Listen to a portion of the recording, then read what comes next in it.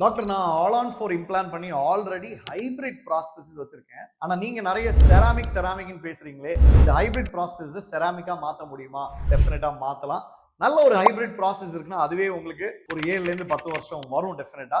So அதை போட்டு ஒரு வருஷம் தான் ஆச்சு அப்படின்னா நல்லா இருக்கு அப்படின்னா நான் மாத்துறதை அட்வைஸ் பண்ண மாட்டேன்.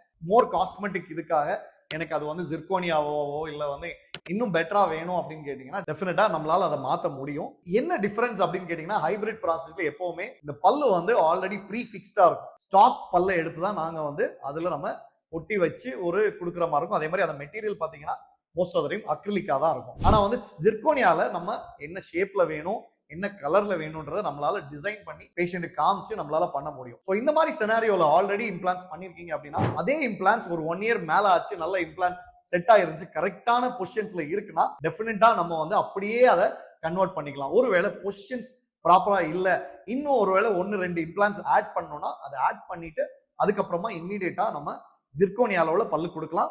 அதை பேஸ்ல மோஸ்ட் ஆஃப் த டைம் அதுக்கு மேல டைட்டேனியம் வச்சு அதுக்கு மேல ஜிர்கோனியா கொடுக்குறப்ப ஆல்மோஸ்ட் ஒரு ஹைபிரிட் ப்ராசஸோட வெயிட் தான் வரும். ரொம்ப வெயிட்டும் இருக்காது, ஒரு லாங் ஸ்பேனுக்கு வரும், பெருசா தேயாது, ஆல்மோஸ்ட் லைஃப் டைம் உங்களுக்கு வரும். ஸோ ஹைபிரிட் ப்ராசஸ் போட்டு அதை ஜிர்கோனியாவா மாத்தலாமான்னு யோசிச்சுட்டு இருக்கீங்கன்னா டெஃபினட்டா அது கண்டிப்பா மாத்தலாம்.